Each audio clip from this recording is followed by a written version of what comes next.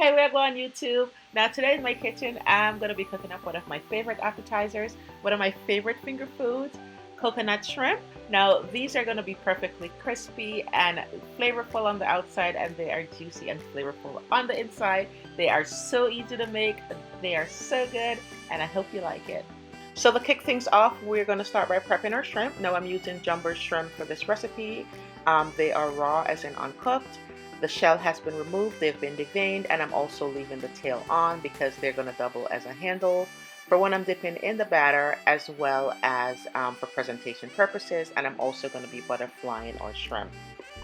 So butterflying the shrimp allows the shrimp to cook more evenly and quickly, and it also increases surface area, so you'll have more areas for the batter to stick. So butterflying the shrimp is quite easy to do, and you're going to hold it in your hand just like I'm doing here. Now if you haven't already deveined your shrimp, you can do the butterfly cut and the debraining at the same time by making an incision. You want to grab a small kitchen knife or a paring knife, and you want to insert that knife about 3/4 of the way into the shrimp near the tail and cut nearly all the way down to the center of the shrimp's back to the head. Then you want to remove the vein with the tip of your knife. You can also use a toothpick to remove the vein as well. And once that's done, you want to open up the shrimp by using your hands and opening the flesh of the shrimp until it lies flat. So now that our shrimp has been cleaned up, now we are ready to rinse it in some lemon juice or some lime juice and some cold tap water. So you want to rinse this in the lemon juice mixture and then throw that off, and then rinse it in some tap water at least 2 times. And throw that off as well, and then you want to pat your shrimp completely dry. Just a quick word of warning when using lemon juice, lime juice, or even vinegar with shrimp. The acetic acid in those juices will start to break down the protein in your shrimp, and it will actually start cooking your shrimp. So you don't want to allow this to sit in those juices for too long. You want to do a quick rinse, and then make sure that you rinse it with some fresh water to remove the juices from the shrimp. So now that we got all that stuff done, our shrimp is nice and clean, it is time to add some seasoning to our shrimp. So I'm only going to be applying a light dusting of seasoning because I want to keep things nice and light. I don't want my shrimp to be salty. So I'm going to kick things off with some vegetable oil. Now the choice of vegetable oil is completely up to you. Now the vegetable oil is going to keep our shrimp nice and moist as it cooks, and it's also going to allow our seasoning to stick to our shrimp, which is exactly what we want. Then I'm going to follow that up with some all-purpose seasoning for flavor, some onion powder, good old garlic powder, smoked paprika. Regular paprika works fine as well. I'm going to dash in a pinch of salt, and I'm also going to go in with some fresh ground black pepper.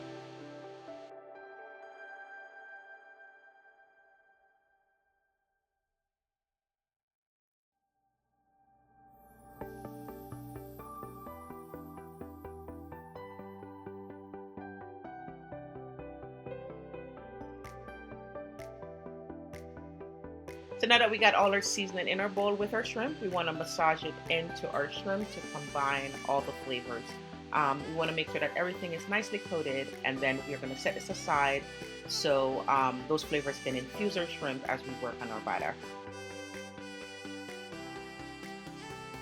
So now we're ready to work on our batter. So we are going to add 2 fresh eggs to our bowl, as well as a pinch of salt and some fresh ground black pepper, as well as some all-purpose seasoning.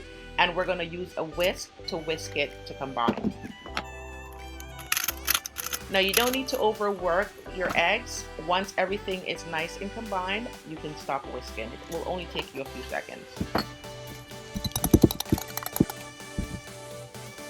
So now we're ready to add our final 2 ingredients, which is some water as well as our all-purpose flour. Now I'm going to add my flour in 2 parts. And I'm going to use my spoon to mix it around to combine it. It's going to be lumpy, which is okay. We're going to take care of that with a whisk. We're going to use our whisk to whisk it out until it's nice and creamy. It will take you about a minute or 2 to get to that consistency. Now, we don't want it to be too thick, and we don't want it to be too runny, so we want like a happy medium. If it is too thick, go ahead and add a little bit more water.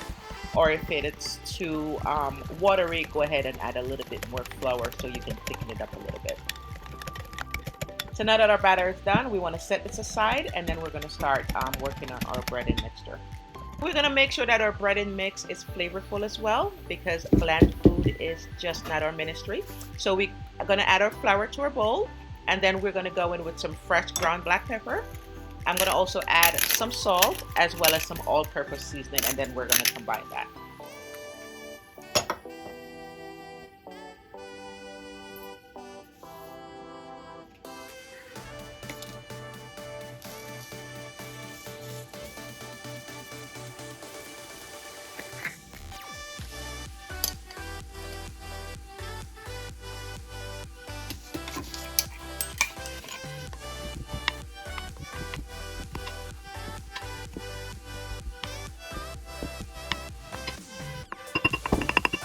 So now I'm setting up my assembly line, and it's just the order of how I'm going to dip my shrimp in my breading and my batter.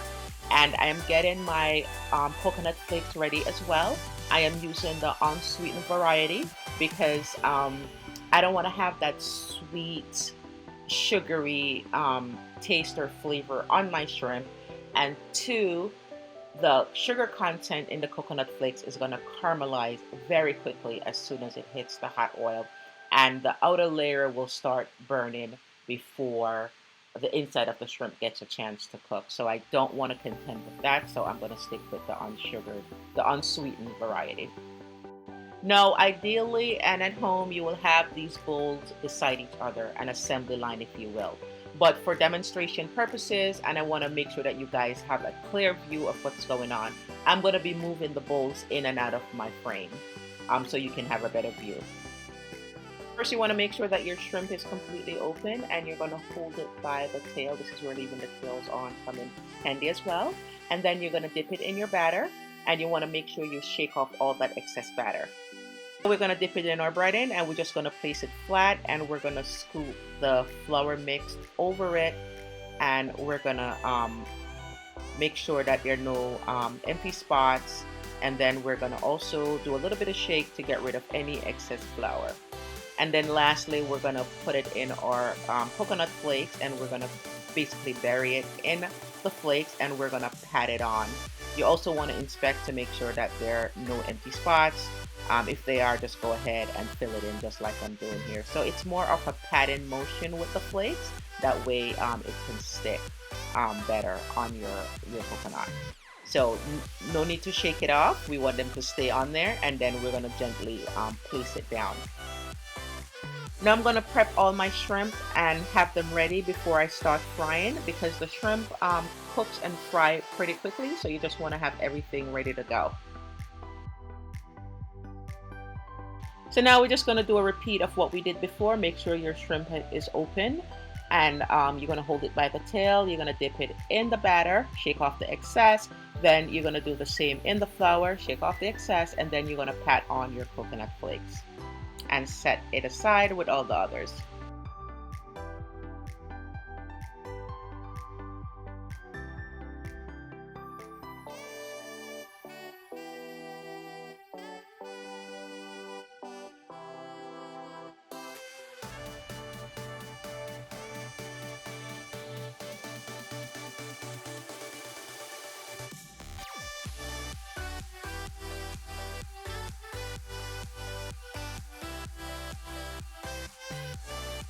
So now we are ready to fry these up to a beautiful golden brown finish. I am heating my vegetable oil on medium-high heat. I am using my cast iron pot.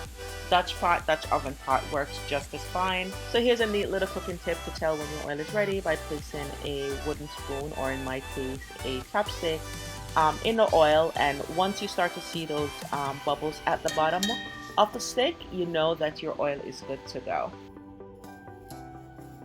So now we're going to grab our shrimp by the tail, and we're going to lower them gently in our oil. We're not trying to create a splash. And then we're going to allow these to fry up until they are golden brown on each side.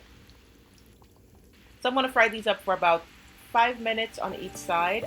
You want to make sure that they're nice and golden. As soon as they get to that beautiful golden color, you want to flip them. And as soon as both sides are, you've achieved that coloring in both sides, you want to go ahead and take them out of the pot. Now don't overcrowd the pot. You want to do these in batches. That way they fry up to a crispy finish. Too many pieces of shrimp in the pot will just lower your the temperature of your oil, and it will start to generate steam, as opposed to keep the oil nice and hot so they can fry up to a crispy finish. So don't overcrowd, just be patient and do them in small batches. Everything smells and looks absolutely delicious. My kitchen smells like coconut and I am loving it. There's just something about that coconut smell that just transports you. Um, it puts you in that tropical mood, that tropical vibe. I just love it. Maybe that's just the Caribbean girl in me. But anyway, once these are done, you want to cool them on a wire rack as opposed to directly on a paper towel, because the wire rack will allow the air to circulate and it will keep your shrimp nice and crispy, which is exactly what you want. On a paper towel directly, it will generate a little bit of steam and that will rob you a little bit of that crispiness. So wire rack as opposed to directly on a paper towel is my recommendation. When you're finished frying up your coconut shrimp, go ahead and plate them up and serve them with your favorite dipping sauce. Now, I like serving these up with sweet chili sauce. I like that balance of that sweet and spicy. I think it goes really great with the coconut shrimp. But of course, the choice of sauce is completely up to you. These are such a banger. They're such a crowd pleaser. You're gonna love them. As always, I want to thank you for watching, and I hope you will give this recipe a try as well as give this video a thumbs up. Now, if you still haven't subscribed to my channel, go ahead and subscribe right now and hit that notification bell. As always, one love and stay blessed, my friend.